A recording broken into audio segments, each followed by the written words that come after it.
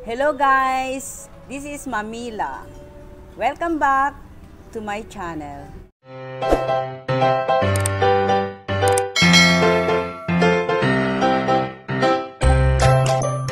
Ngayong araw na to, ituturo ko sa inyo paano magtanggal ng mga babies sa ating cactus. Yun. Ito ang mga cactus ko ay mga common cactus lang sila. Kaya, ayun, lumami na ang mga anak nila. Kaya paghihiwalay-hiwalayin natin, ilalagay natin sa ibang paso. Yun ang aking ituturo ngayon. Sa pagtanggal natin sa mga babies ng ating cactus, kailangan mong mag-gloves. Kahit anong gloves, ito, surgical gloves lang gamit ko eh. Pangtanggal sa tiyan. Kahit tiyan, kung wala ka pa yung malalaking tiyan, pwede na itong maliit. Para hindi ka matinik. Kasi matinik ang na to eh, mga cactus. Kailangan mong gumamit ng gloves para hindi ka matinik. Ito, may paso na ako dito. At may lupa na ako. Kaso yung lupa ko basa. Kaya, ayan. Pero itong lupa ko, garden soil at may river sand at yung pumice na konting nilagay ko. Pero hindi makita dahil basa nga. Kaya ito ang gagawin ko, itong cactus ko na fishhook. Ito, tinanggal ko siya doon. Kaya ayan. Ayan, mangunguha tayo dito. Ayan, yung medyo malaki na. Sobrang para madali siyang kunin. Ayan, net, ayan, ang laki. Kaya mahirap magtanggal eh. Ayan, may ugat na siya oh. Kaya, kung marami ng babies, unahin mo kuha yung medyo malalaki na para mailipat mo sa paso. Ayan, yung maliit, iwanan mo lang para paglaki uli, di pwede mo na uling iripat at ilipat ng sarili nilang paso.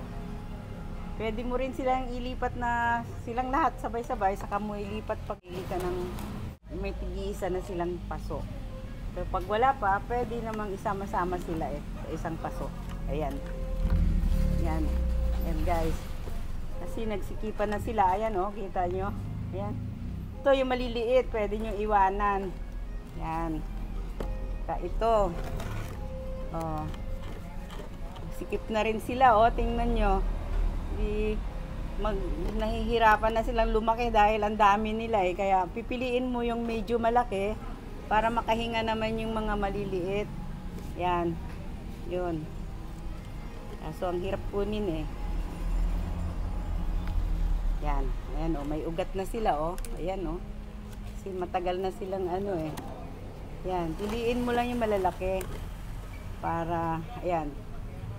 Oh, ito walang maliit lang ugat, pero pwede na yan, mabubuhay na yan pag nailipat mo sila. Yan. Yan. Yan, dumikit na. Pwede mo na silang itanim diretso para yan. Oh, may ugat siya. Ayan, nangangagat tong na to eh, fishhook na to eh. Kaya ang hirap oh, dumidikit. Dumidikit sa gloves. Ayan. Pero kung may stick ka, ayan. Pwede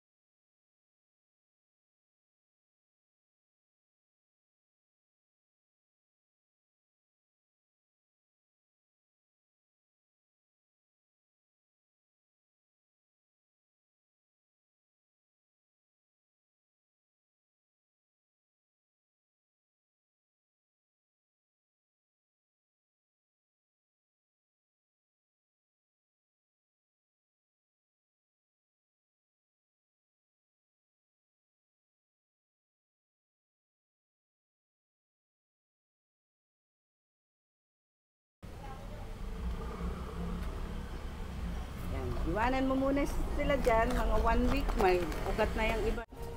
Pakita ko sa inyo itong mga na ano ko na, oh, nailipat ko na, yan. Yan sila, oh, may ugat na. Wala yung ugat dati. Ayan.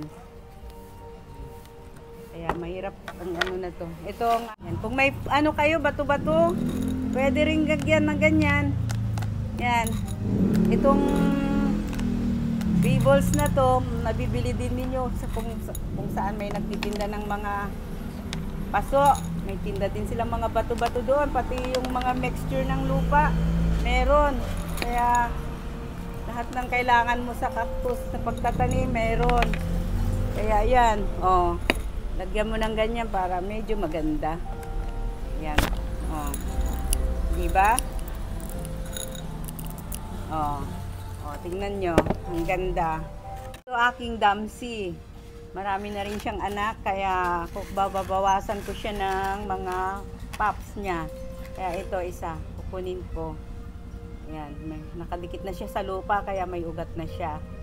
Ayan, oh, ugat na. Kaya yan, ilipat mo lang dito. Kung mayroon kang mga paso na mga ganito, pwede na yon. Ayan. Ayan. Oh. Yan, nakita nyo? Oh. Lagyan mo siya ng bato-bato. Ganun lang kadali. Madali siyang buhayin ang cactus eh. Hindi pareho sa succulents. Ano yon, maselan silang alagaan. Ang cactus, kahit every week mo lang siya diligan, okay na sa kanila eh. Bas nabubuhay na. Ayan. Ayan na yung kaniyang pups ng damsi ko. So, ayan. Papakita ko naman sa inyo yung aking Fairy Castle. Ayan, malaki na siya. Ang liit pa nito nung binigay sa akin. Yun. Kaya ito, madali din siyang i-propagate o yung mga natubo lang dito, pwede mo siyang putulin. Yan. Yan. Mga ano, tanggalin mo. Yan siya. Yan. Ayan, may natanggal oh. Oh. Kaya minsan natanggal. Tinatanim ko lang uli siya. Maganda siya, di ba? Lumalaki ito eh. Oh, ito yung mga natanggal niya. Nilipat ko sa mga paso, oh. Ayan. Ayan. Kita mo, nung isang linggo ko to siya na itanim. Napakita ko sa inyo. Wala pa tong ugat, mga ganito lang din, oh. Tingnan nyo, may ugat na siya. Ayan. Lumaki na rin. Maliit lang to dati. Ayan. Papakita ko sa inyo kung may ugat na. Isang linggo tinusok lang dito. Ayan oh, ang laki ng ugat oh. Oh, wala pa tong dilig-dilig. Tingnan mo, tuyo ang lupa ko. Yan. Ito din, oh, yan. Fairy Castle. Kung gusto niyo dumami. Kaya lang mabagal tong lumaki, kaya mag-iintay ka hanggang kailan siya lumaki na tulad nito. Kasi ito, mga 2 taon na to sa akin eh. Kaya ayan siya. Yan. Ito, papakita ko sa inyo ang aming uponcha. Ito ay prickly pear, yung tawagin. Ito ay 2 taon na rin sa akin. Tingnan nyo, nagbo-brown na yung kanyang, ano, yung base niya, oh. Kala mo patay na, pero matigas siya, eh. Yan, grabe ang tinig, oh. Namumulaklak ito, yellow yung bulaklak niya. Kaya ituturo ko rin sa inyo paano siya itanim. Madali lang to, eh. Yung uponcha ang pinakamadali. Kasi common na common to eh. Kahit saan lang to meron eh. Yan. Ito, puputol ako dito. Yan, kahit ganyan lang oh. Oh, kita nyo? Yan. Yan. Kaso pangit pala itong nakuha ko. Wala yung iba. Ito. Oh, putol lang. Tapos, tanim, tusok nyo. Oh, wala siyang ugat pero mga after 1 week, magka-ugat na yan. Ang bilis dumami nito. Yan, ang dami ko niyan. Pinamigay ko na yung iba. Yan. Yan siya, oh. Tingnan nyo. Diba? Oh, yan. Ito naman, papakita ko sa inyo. Ito yung Lactea. Euphorbia Lactea. Tawag yata dito ay dragon backbone. Kung, diba may kulay green, ito yun. May kulay puti. Yung puti, yung white ghost ang tawag. Ito, madali din itong itanim. Masakit lang, tinik din. Ito, dito ka na lang din kumuha yan. Makikita ko rin sa inyo kung paano. Tagal na rin to sa akin.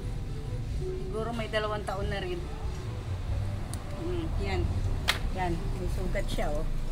Sausaw mo lang dyan. Ayan. Ganun din. Itusok mo lang. Yung mga walang ugat, mabilis naman sila. Ang cactus naman, walang problema eh. Madali siyang mabuhay. O yan. Kung may bato-bato ka pa, pebbles, ganyan, lagyan mo. Yung lupa ko lang, nabasa kasi. Kaya hindi, Pero ganito yan siya pag tuyo, oh. Yan. Yung ang lupa ko. Yan. Okay. May natutunan na naman kayo sa aking vlog ngayong araw na to. Kung paano padamihin ang ating mga common na cactus lang. Kung gusto nyong madami sila. Ayan. Thank you for watching, guys. And don't forget to like, comment below, and subscribe to my channel. Bye-bye. Thank you.